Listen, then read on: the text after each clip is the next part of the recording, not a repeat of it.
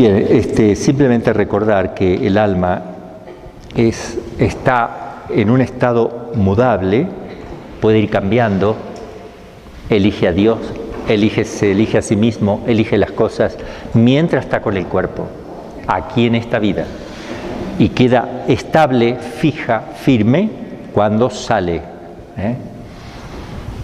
Por eso que la vida es una preparación para la muerte, debería ser así.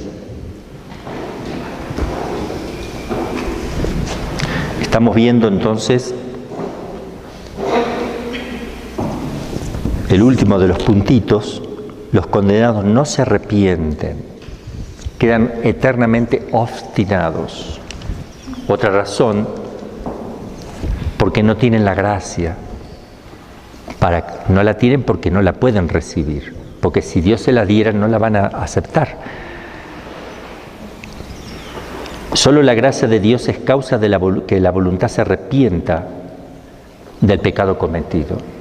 Pero la gracia del arrepentimiento se extingue con el último suspiro de esta vida.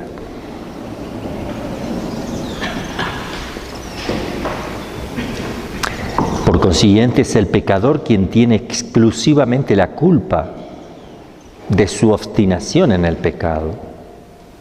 Y es por esta obstinación en el pecado,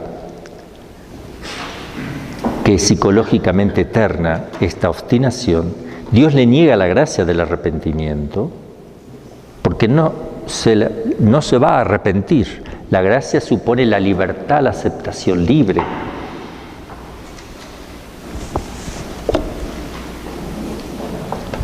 Conclusión 6, acá estamos en la página 119. Los condenados,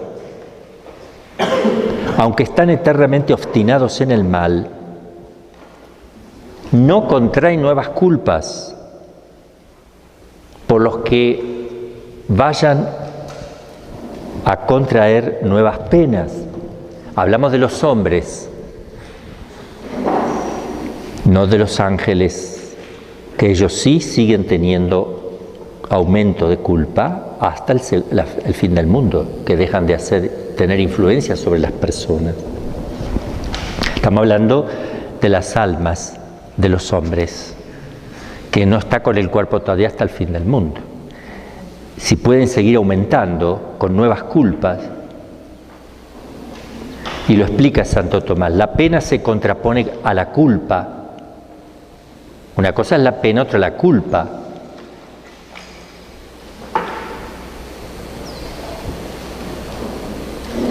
Cuando se llega al último término, ya no queda lugar para nuevos avances en el camino del bien o del mal, pero los condenados, sobre todo, dice Santo Tomás, a partir del día del juicio, han llegado al último término de su condenación, a partir del día del juicio. Luego, después del día del juicio, no desmerecerán con su perversa voluntad, porque de lo contrario iría en aumento su condenación. Entonces,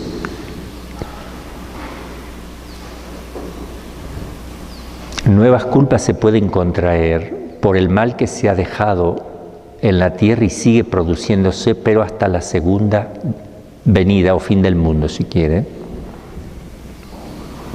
Otra conclusión: los condenados odian a Dios en cuanto les castiga por sus pecados.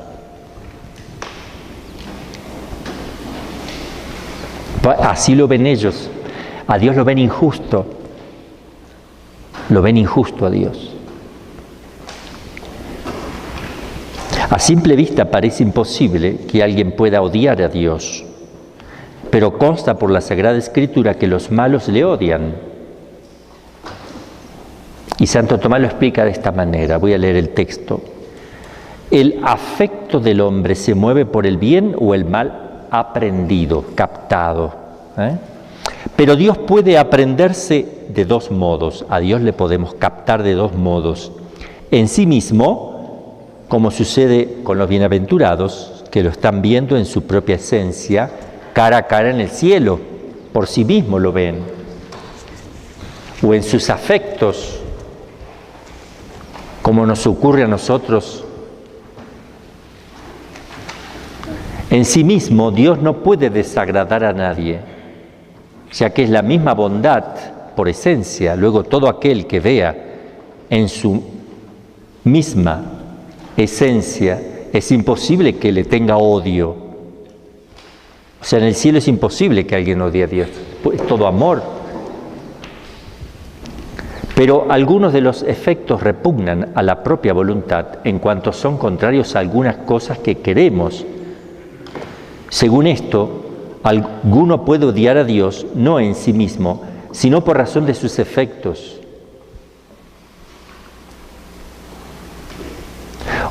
Como un hijo malcriado puede odiar a su mamá porque no le da dinero para comprar drogas. No por ser su mamá, sino porque no le da dinero para comprar drogas. Los condenados pues odian a Dios en cuanto le perciben por los efectos de su justicia vindicativa, porque lo ven justo, como odian también las penas que padecen. Conclusión 8. Aunque la conservación en el ser sea un bien, sin embargo los condenados preferirían no existir a fin de dejar de sufrir. Ellos saben que es un bien, pero preferirían no existir, porque se les hace insoportable, pero saben que es un bien.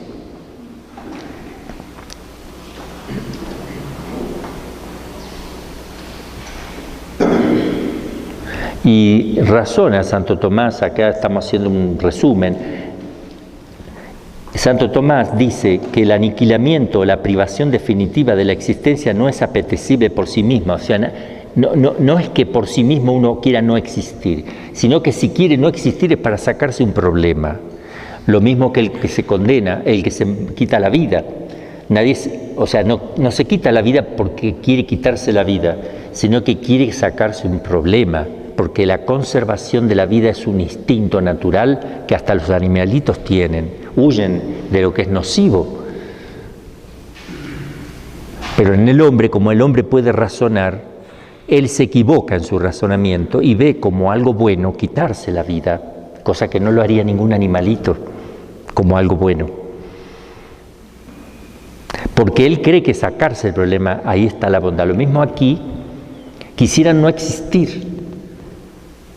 Saben que es lo mejor de la existencia, pero quisieran no existir para sacarse ese tormento. Pero si la existencia se posee únicamente para sufrir, como les ocurre a los condenados, entonces la vuelta a la nada tiene razón de bien, subjetivamente lo ven como un bien, al menos en cuanto significa carecer de un mal, y en este sentido los condenados preferirían volver a la nada. Por eso dijo nuestro Señor a Judas que mejor le hubiera sido a él no haber nacido. Ahí está la explicación de fondo. Y en el libro de Job y en el profeta Jeremías se leen expresiones semejantes, sin haber llegado a un trance tan terrible como el de la eterna condenación. Última creo que creo que ya terminamos la última conclusión. Los condenados quisieran la condenación de todos los hombres.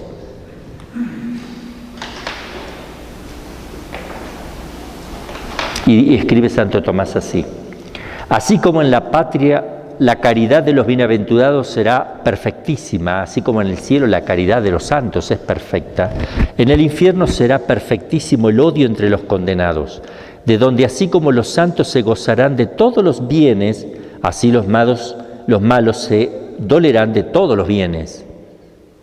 Y lo que más les afligirá será la consideración de la felicidad de los santos, por lo cual quisieran que todos los bienaventurados se hubieran condenado. No soportan el bien ajeno, ¿no? La asedia es eso. El pecado de la asedia es el pecado más espiritual de la envidia, es la parte más espiritual de la envidia, lo más perverso de la envidia, porque es la tristeza de ver bien al otro. Ya no es tristeza de no tener lo que el otro tiene, sino que es no soportarle al otro, quererlo sacar de encima, aniquilarle, porque ya le molesta su persona.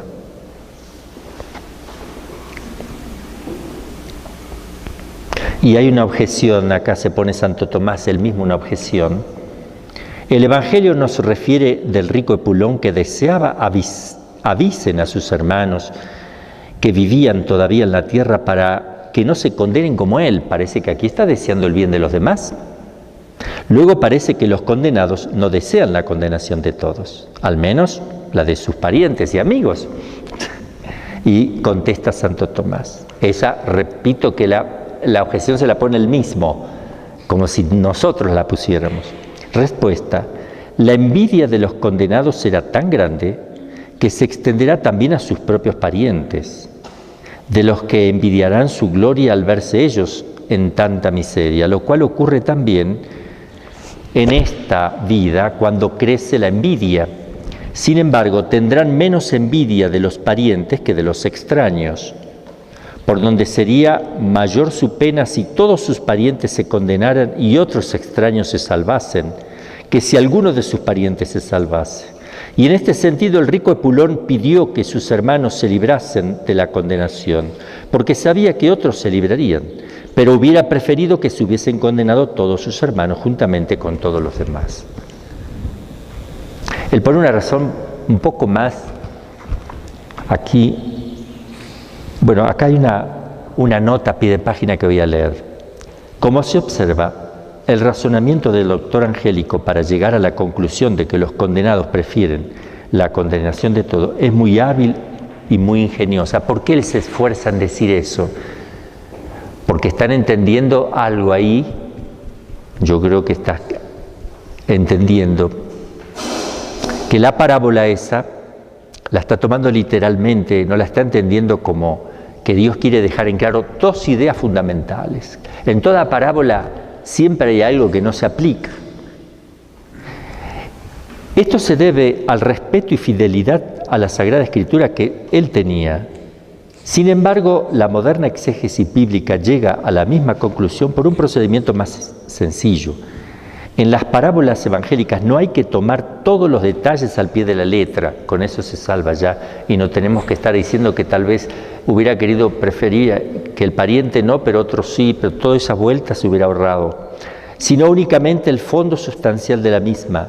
El Señor ha querido enseñarnos en la del rico Epulón que los ricos que usan mal de su riqueza se condenan y los pobres que se llevan su desgracia con resignación cristiana se salvan. No esperen los ricos que venga a recordarles esas enseñanzas algún aparecido del otro mundo. Ya están todos ellos suficientemente claros en la Sagrada Escritura. Esto es lo esencial de la parábola. Lo demás son detalles y completamente accidentales que sirven únicamente para expresar de una manera dramática estas enseñanzas fundamentales. Véase, por ejemplo, la nota que pone el padre Colunga al famoso texto de San Lucas. Nácar Colunga, la Biblia de la Nácar de la Vaca. Él comenta así: no se ha de tomar como suena este lenguaje del condenado.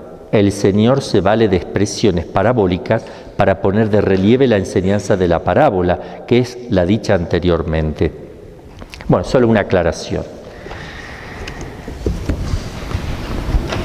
Bien. Vamos a ver ahora la desigualdad de las penas del infierno. Son desiguales, no es igual para todo. Hay algo que es igual para todo, la pena de daño, que es lo fundamental. Y de la del sentido igual para todo, el fuego, pero no en la misma intensidad. Y después hay otras cosas que cada uno va a sufrir personalmente distinto, que entra dentro de lo que es la pena de los sentidos.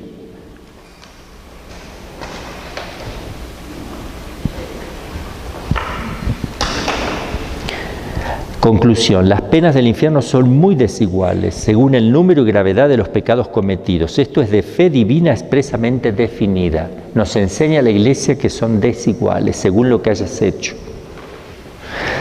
Una persona se puede condenar por un solo pecado mortal y que apenas sea mortal, por decir así. Y otro se condenó por muchísimos pecados mortales. Obviamente que la diferencia es muy grande. No obstante, el que solo cometió un pecado mortal en su vida y no se arrepintió, no verá a Dios, igual que los demás. Y además tendrá el fuego. Pero será distinto la pena de sentido. En su parte accidental será diverso del que pecó más. Algunos textos de la Escritura donde habla de esto. Romanos 2, 5, 6. Pues conforme a tu dureza y a la impenitencia de tu corazón, vas atesorándote ira para el día de la ira y de la revelación del justo juicio de Dios, que dará a cada uno según sus obras. Ahí está. Vas acumulando según eso, por eso que eso depende de cada uno. Otro texto, el de Apocalipsis 18, 6, 7. Dadle según lo que ella dio, y dadle el doble de sus obras. En la copa en que ella mezcló, mezcladle el doble. Cuando se evaneció y entregó al lujo, dadle otro tanto de tormento y duelo. Es una expresión acerca de un condenado. Los padres de la Iglesia afirman todos unánimemente esto que acabamos de decir, que depende del grado de maldad, el sufrimiento. Y el magisterio lo enseña en el Concilio de Lyon, 1274. Dice así: las almas de los que mueren en pecado mortal o con solo el original descienden inmediatamente al infierno por ser castigados, sin embargo, con penas desiguales. Fíjese que uno puede ser condenado solo por el pecado original, no personal, y no se bautizó.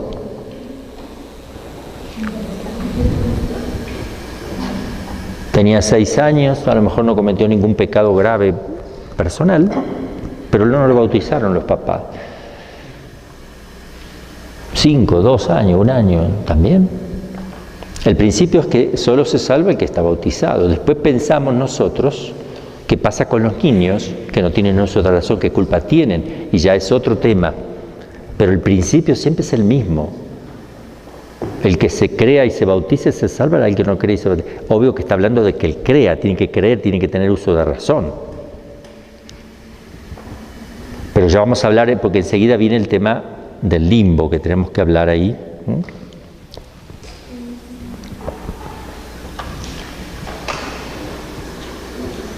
Otro concilio, el de Florencia, también va a decir lo mismo, que hay penas desiguales.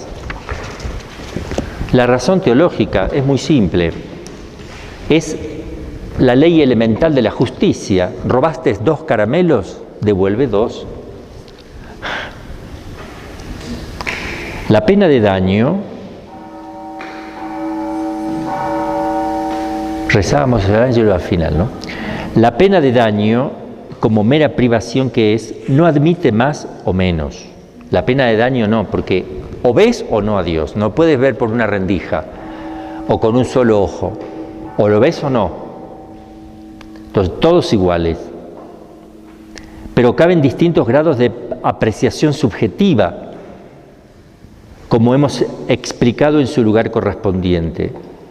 La pena de sentido admite también grados, porque, como explica Santo Tomás, el fuego actúa en el infierno como instrumento de la divina justicia y por lo mismo con el grado de intensidad que ella se señale. 1000 grados, 1200, 1400 grados de fuego, pero la intensidad del fuego, estoy diciendo, para que entendamos a nuestro modo de entender las cosas, la intensidad del fuego según la intensidad de la maldad de cada persona. Nos preguntamos ahora, ¿la graduación de los castigos infernales será de tipo genérico, atendiendo tan solo a la gravedad del pecado cometido, sea cual fuera la naturaleza específica del mismo? ¿O será también específica, castigando de distintas maneras las distintas especies de pecado? A ver, genérico, en forma general,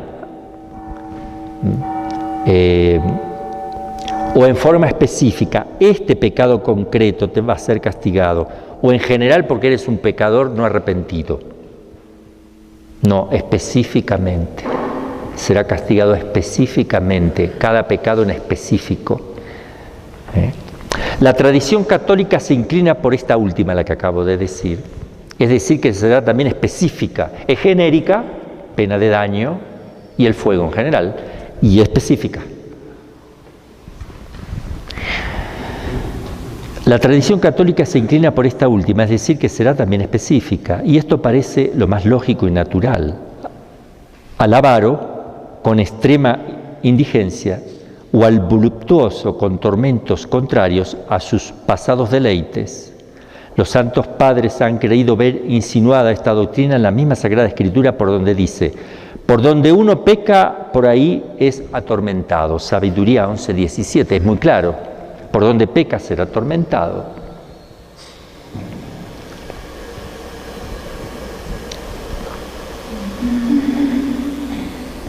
Ahora hay una cosa, acá, justo que dije una palabra, me acordé de algo. Esto parece lo más lógico y natural, al avaro con extremada indigencia y al voluptuoso con tormentos contrarios a sus pasados deleites, etc. Me acordé de lo siguiente. Cristo elogia a los pobres de espíritu, pero la pobreza material ayuda a la pobreza de espíritu, pero no es la pobreza material lo principal. Porque una persona puede carecer de bienes materiales, de dinero, tiene no sé, una casita muy pequeñita de 2 ropas y nada más, y apenas come algo durante el día. Pero su corazón puede ser avariento, está lleno de envidia de querer tener lo de los demás, entonces no está viviendo la pobreza espiritual. O al revés, una persona con dinero y con bienes, yo conozco mucho, que vive ayudando a los demás y no vive apegado a ello, vive la pobreza de espíritu. Entonces hay que tener también cuidado con eso. No solo porque no tengas nada irás al cielo, hay que ver cómo llevas eso de no tener nada, cómo lo vives, qué haces con eso. Por eso, ni ser rico me llevará al cielo, ni ser pobre. Hay que ver de qué manera yo vivo eso. Ahora, el que es pobre material le ayuda mucho más que el que tiene bienes, porque el que tiene bienes es muy difícil que uno se desprenda, siempre quiere más. Esto lo aclaro porque siempre se dice que los pobres irán al cielo, así, simplemente, para un poquito. El pobre que vive en gracia, el pobre que acepta a Dios, que vive los mandamientos, etc. No digan así, no digamos así. Feliz el pobre. Feliz el pobre que ama a Dios. Oh, ok, wow. Porque hay pobres que no aman a Dios ni les interesa a Dios. Entonces, no, hay que tener cuidado porque los juicios de los hombres no son como los juicios de Dios. Por eso Cristo habla de pobre de espíritu, que es lo que no puede faltar. ¿Lo material puede faltar o no? No hay problema. De hecho, el voto que se hace en la vida religiosa es no tener para uno mismo disponible, no disponer de los bienes uno. Eso es la pobreza también material. Pero si falta la pobreza espiritual, que es el desprendimiento de todo lo poquito, hasta de una lapicera que yo tengo, si falta eso, yo ya estoy pecando que tenga solo una lapicera, porque está mi corazón aferrado a ella. Y eso puede pasar en la vida religiosa, que por un alfiler o un lápiz que escribe bien, yo esté más apegado a ello que a alguien que tenga una Ferrari.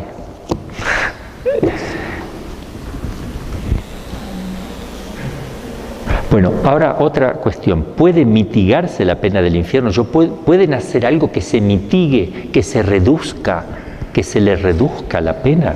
¿Pueden hacer algo? Este tema es muy difícil y controvertido entre los teólogos. Vamos a ver, conclusión 1.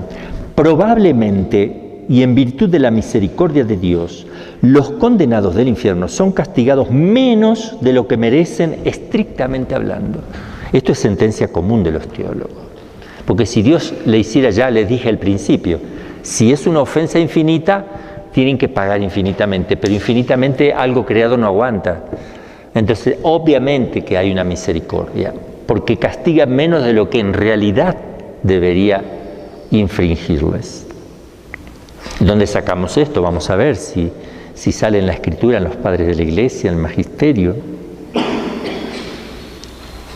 No se trata de ninguna verdad de fe, ni siquiera de una doctrina absolutamente cierta o indiscutible, sino de una opinión muy probable. Pero es una opinión con fundamento filosófico, porque lo que es finito no puede soportar lo infinito. Eso es el punto filosófico. En virtud de la misericordia de Dios, esta disminución del castigo procede, como veremos, de la misericordia, porque incluso no lo hace porque simplemente no soporte la naturaleza humana, sino que le quita un poco más. No solo porque no soportaría la criatura, sino que con todo lo que estamos viendo, sin embargo, si tuviera que aplicar, sería mucho mayor. Probablemente, no se trata de ninguna verdad. Entonces, esto es probable. En virtud de la misericordia de Dios, esta disminución de castigo procede, como veremos, de la misericordia de Dios, no de la justicia. Menos de lo que merecen, o sea, menos de lo que exigiría sus culpas atendiendo a la justicia estricta. Porque ¿qué significa escupirle a Dios? ¿Pero qué significa asesinarlo? En la Sagrada Escritura son muchos los lugares bíblicos donde se nos dice que la misericordia de Dios es eterna y que está por encima de todas sus obras. Por ejemplo, Salmo 102. Es Yahvé piadoso y benigno, tardo a la ira, clementísimo, no está siempre acusando y no se aira para siempre, no nos castiga a la medida de nuestros pecados, no nos paga conforme a nuestras iniquidades. Salmo 144, clemente y misericordioso es Yahvé, lento a la ira y de muy gran piedad, es benigno Yahvé para con todos y su misericordia está en todas sus criaturas. Salmo 135, alabad a Yahvé porque es bueno, porque es eterna su misericordia, y lo repite en todos sus versículos. Y Nehemías 9:31, pero en tu gran misericordia no los consumiste del todo ni los abandonaste, no los consumiste del todo, porque eres un Dios clemente y misericordioso.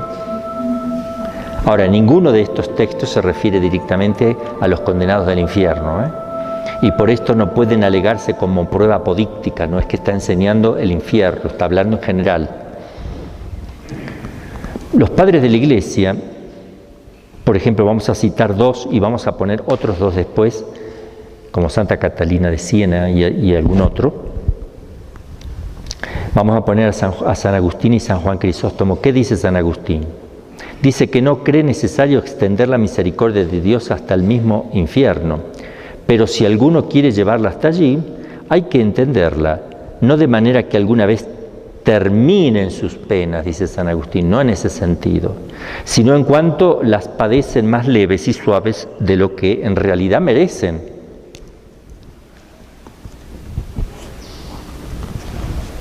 De este modo permanece la ira de Dios y muestra en ella misma también su misericordia.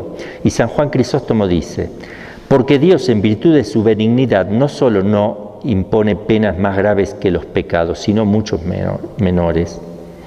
Pero Santa Catalina pone este texto. En el infierno resplandece tu gloria por la justicia que se verifica en los condenados, mas también obras con ellos misericordia, puesto que no tienen el castigo tan grande como habrían merecido. Santa Catalina, doctora de la Iglesia. Ojo que cuando la Iglesia nombra doctora, quiere decir que todo lo enseñado por ese santo es como si lo enseña el magisterio, porque el magisterio lo colocó como doctor. Hay misericordia en el infierno. Prevalece la justicia, pero hay misericordia. Los teólogos opinan en general lo que Santo Tomás va a decir aquí a continuación, que lo voy a leer. En la condenación de los réprobos aparece la misericordia, dice Santo Tomás. ¡Wow! ¡Qué lindo! A mí me gusta eso, me encanta. No suprimiéndoles del todo la pena, pero sí aliviándola un tanto. En cuanto que les castiga menos de lo que merecen. Se dice que Dios es misericordioso en cuanto provee o ayuda a los que, según el orden de la sabiduría y de su justicia, conviene liberar de su miseria, no porque se compadezca de los condenados, a no ser, acaso, castigándoles menos de los que merecen. Lo dice también Santo Tomás, no en la suma, sino en el suplementum de la suma.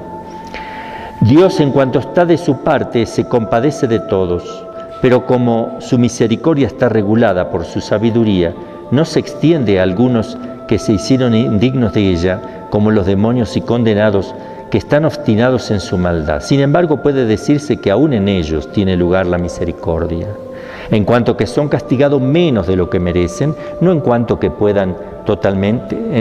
tanto que quedan totalmente libres de la pena.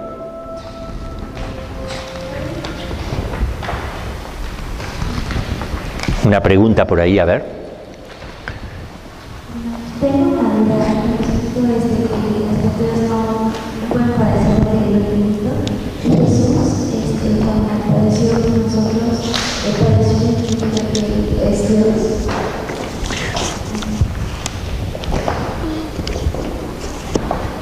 Padeció en su naturaleza humana lo que solo su naturaleza humana podía soportar. Pero el que padeció no fue la naturaleza humana, sino la persona, y la persona es divina. O sea, infinito, sí. Infinito. Lo que se renueva en los condenados. El yo que padeció es infinito y padeció infinitamente. Es decir, que satisfizo exactamente de condigno, en la misma altura que la ofensa. Por eso fue una reparación perfecta, porque el que reparó es el mismo Dios, a través de una naturaleza humana, pero esa naturaleza humana que duele, que tiene limitaciones en lo humano, lo padece la persona, no lo padece la naturaleza. Las flagelaciones que van en el cuerpo le duelen ¿a quién? Al yo. No a la espalda. La espalda no dice, ¡ay, me duele, me pegan a mi espalda! La espalda no habla. La espalda no se atribuye el dolor. A mí me están pegando, yo. Y ese yo es divino, infinito. Claro que su parte humana es limitada. Si le hubieran castigado más fuerte, hubiera muerto antes de tiempo, por ejemplo, cosa que Dios no quería eso. Todo tenía su tiempo. ¿Quedó contestada? San Francisco de Sales va a decir algo, escuchen lo que pone la cara, hermoso texto, sobre la misericordia de los condenados. Los santos, considerando de una parte los tormentos de los condenados tan horribles y espantosos, alaban por ellos a la divina justicia y exclaman, justo eres, oh Dios, y rectos son tus sentencias. Pero viendo de otra parte que aquellas penas, aunque eternas e incomprensibles, son mezquinas en comparación de las culpas y los crímenes que las causan, sorprendidos y maravillados de la misericordia infinita de Dios, dicen, oh Señor, cuán bueno eres, que en lo más fuerte de tu ira no puedes represar el torrente de tus misericordias para impedir que sus aguas se derramen en las llamas implacables del infierno. No te has olvidado de tu bondad ni siquiera al lanzar a los presitos será, a las llamas eternas. No sé qué habré querido poner ahí, cité mal, después lo voy a ver, tengo que corregirlo ahí.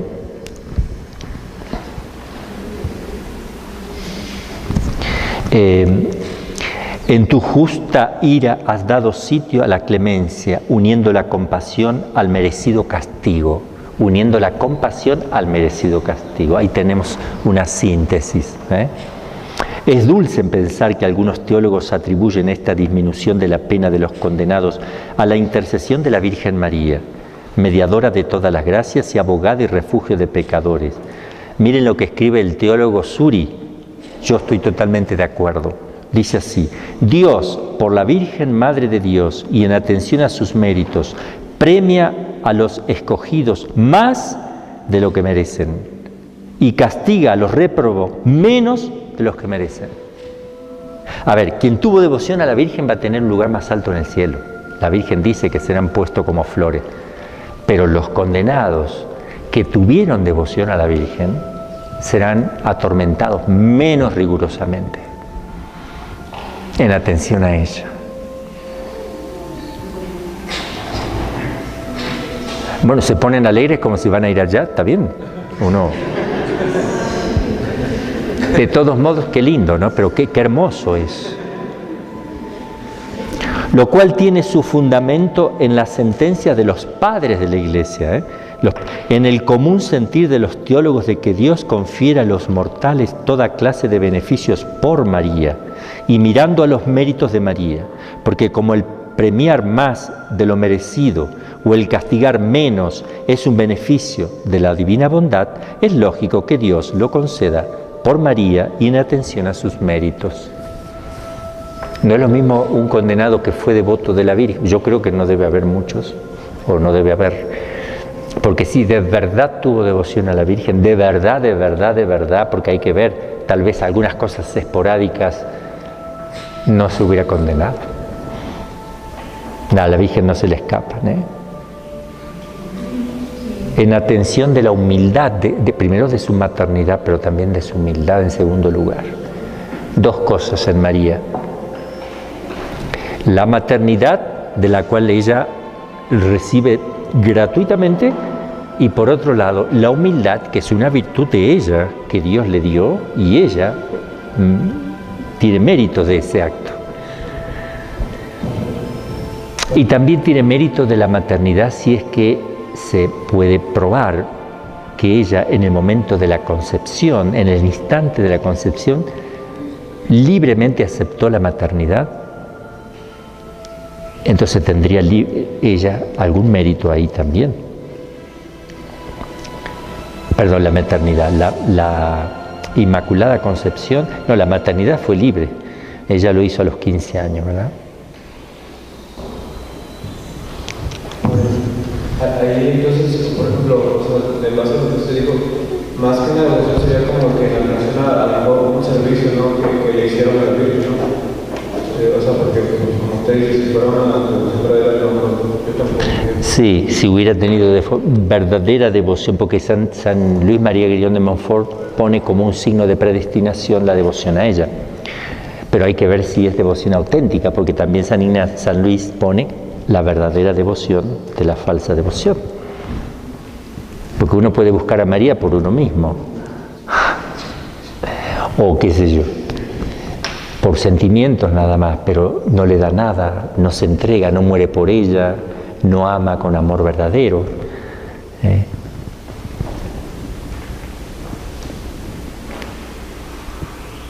¿Cuáles pueden ser las causas de esta disminución de la pena por la cual Dios puede tener misericordia? Estas son las causas probables. La misericordia infinita de Dios es la primera y fundamental causa, porque es imposible que paguen algo infinito, no es imposible. Segundo, la intercesión de María. Tercero, la imposibilidad de que los ángeles y los hombres puedan soportar en intensidad el castigo adecuado que merecen. Entonces, el A y el B, ¿de qué se diferenciarían? El A es que en cuanto al ser creatural, no le compete lo ilimitado, lo infinito, no puede. En el C es que la gravedad de la pena, aunque sea, todo toca lo infinito. Y ahí ya entra la parte moral, que no pueden recibir un castigo infinito en la moral tampoco. Y D, las obras buenas realizadas por el condenado durante su vida mortal, también influye para que sea menos atormentado. Porque hizo mucho bien a pesar de que murió condenado, separado de Dios, pero hizo mucho bien, bien humano, humanamente. Y tuvo una buena familia, educó bien a su hijo dentro de lo posible, humanamente bien, trató bien a su marido, hizo cosas buenas, pero no vivió en gracia, murió en pecado. Entonces ahí también entra todo eso. Santo Tomás nos dice que no podemos afirmar que las buenas obras realizadas por los malos no tienen valor alguno en el orden sobrenatural y por consiguiente no tiene Dios por qué remediarlas en esta vida ni en la otra. Sí, no se puede decir que no son disminuidas las faltas. Sí, tienen menos castigos. Santo Tomás sigue diciendo que es cierto que no tienen valor sobrenatural alguno si no están en gracia. Claro que no tiene valor, pero tienen o pueden tener algún valor honesto en el orden puramente natural. Una limosna, por ejemplo, siempre es una buena acción, en cualquier orden que sea, y esto es suficiente para que la infinita largueza y magnanimidad de Dios encuentre un pretexto para una recompensa que el pecador no merece con derecho estricto. Aparte de que puede tratarse de obras buenas realizadas en esta vida, en estado de gracia, que aunque quedaron después muertos por el pecado mortal, permanecen de algún modo en la presencia divina, ya que si el pecador se hubiera arrepentido, hubiera revivido y obtenido su premio sobrenatural en el cielo. A ver, yo quisiera, no es porque yo quisiera, pero yo quisiera que Dios encuentre excusa por donde sea para disminuirle la pena a los condenados. Es más, para encontrar justificación en el momento de la muerte, para que no se condenen. Y quisiera que usara de eso mismo para conmigo. ¿Quién soy yo tan bueno que piensa de esa manera? Cuando Dios infinitamente lo está pensando desde toda la eternidad y me supera en bondad y me supera en todo lo que se puedan imaginar. Señor, ten en cuenta que fui devoto de tu mamá. Ten por cierto que lo va a tener en cuenta, más que tú y más que cualquiera que lo esté pensando. Sin embargo, la libertad del hombre es la que no deja actuar a Dios. Ahí, tu libertad mal utilizada. La libertad es algo maravilloso y todos la reclaman. Todo el mundo reclama, soy libre. No reclames tanto, porque te estás haciendo consciente de que eres libre. En la medida que lo reclamas, Dios te lo tendrá en cuenta. Y lo estás diciendo y se te está haciendo bien consciente. Y en la medida que se te hace mayor conciencia, úsala mejor, porque más culpable serás si no la usas bien. Sí, madre. ¿Cómo se aplica o cómo entra en esta dinámica cuando la Santísima Virgen dice a muchos se van a despreciar porque no se sacrifique por ellos? O sea, está la libertad del que se quiere condenar, ¿no? Entonces nuestras oraciones y sacrificios que ella pide, ¿ahí cómo aplican? Bien, la Virgen se refiere no a los que ya se condenaron. Muchos se condenan porque no tienen quien rece. Quiere decir, ponte a hacer penitencia y oración para que muchos que están por condenarse, porque libremente quieren condenarse, Dios los ablande con un pensamiento muy eficaz, aunque libres ellos siempre para aceptar o no, pero Dios le va a dar la gracia tan fuerte de que casi sea una evidencia para que le va a dar un golpecito tan fuerte que diga que sí, pero va a tener en cuenta que otro hizo algo por él.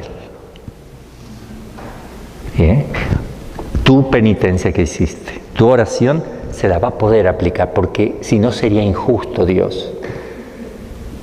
Como Dios es tan justo, Él necesita que alguien haga algo para que Él se lo aplique. Eso se llama la comunión de los santos. Miren qué importante que hagamos penitencia y oración por los pecadores, porque no tiene otro modo.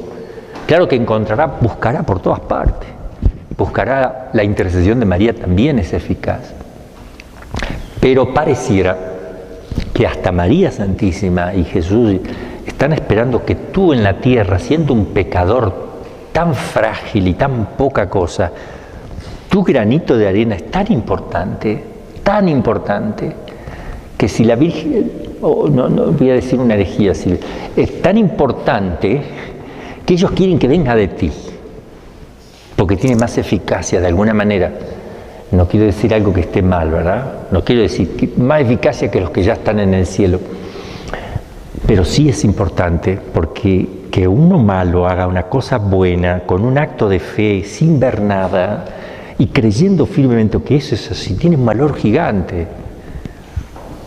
Si uno lo hace medio, sí, por los pecadores, por la conversión de los pecadores, está pensando en otra cosa, no es lo mismo que si tú lo haces consciente y voluntariamente y con ganas.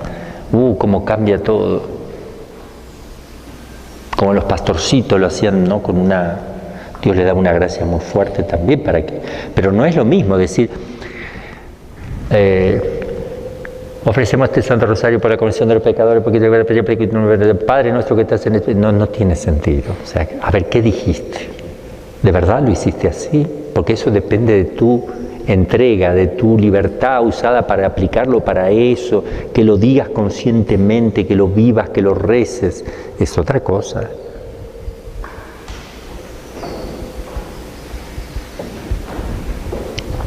Ahí quedó respondido mal. La pena temporal debida por los pecados veniales. A ver, este es otro tema, ¿eh? La pena temporal, ¿qué es la pena temporal? El purgatorio, por un tiempo. La pena temporal debida por los pecados veniales, no perdonados, en cuanto a la culpa, no terminará jamás en el infierno, convirtiéndose por lo mismo en pena eterna. Es decir, que allá no se purifica como en el purgatorio. Lo pagarás sin que se termine de pagar. En el purgatorio es por un tiempito. Si te hubieras salvado, ese pecado venial en el purgatorio es un tiempito, pero como te condenaste ya no es un tiempito. Esa pena temporal tampoco. Se transforma en eterno. Puede ocurrir que un condenado tenga, además de los pecados mortales por los que se condenó, algunos pecados veniales, obvio, que merecían una pena temporal que hubiera satisfecho en el purgatorio si no se hubiera condenado. La pregunta es, ¿qué suerte correrá en el infierno esa pena temporal debida por estos pecados veniales? Algunos teólogos creen que, transcurrido el plazo correspondiente, eso lo creen algunos, desaparecerá esa pena y el condenado expiará por sí mismo y tendrá un alivio. No, porque allá no hay mérito, no hay nada, no hay... Sí, padre. Perdón, la conclusión decía pecados veniales no perdonados. Se refiere a los que no fueron confesados, ¿verdad? Porque si fueron confesados son perdonados. O también de ahí sería la pena. Está mal, yo lo leí también, yo creo que acá no está diciendo, porque una cosa es la culpa, otra es la pena. Son pecados veniales que se te perdonaron por un acto de amor a Dios o lo que sea, pero que la pena todavía no está satisfecha. Entonces acá yo creo que tengo que corregir, está mal en Rollo Marín.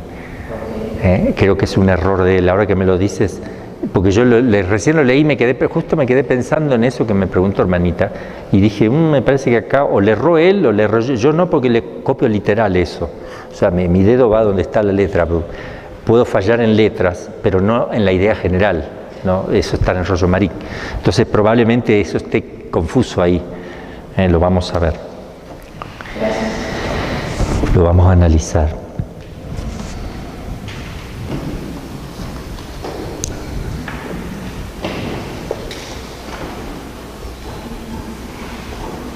Sí, acá dice, fíjese que dice, la pena temporal, no la culpa, la pena temporal, que es la que tengo que pagar en el purgatorio, debida por los pecados veniales no perdonados o no satisfechos o no terminados de pagar, digamos. En cuanto a la culpa, falta la pena, no terminará jamás en el infierno, convirtiéndose por lo mismo en pena. Eso se convierte en una pena que hay que pagar, eterna.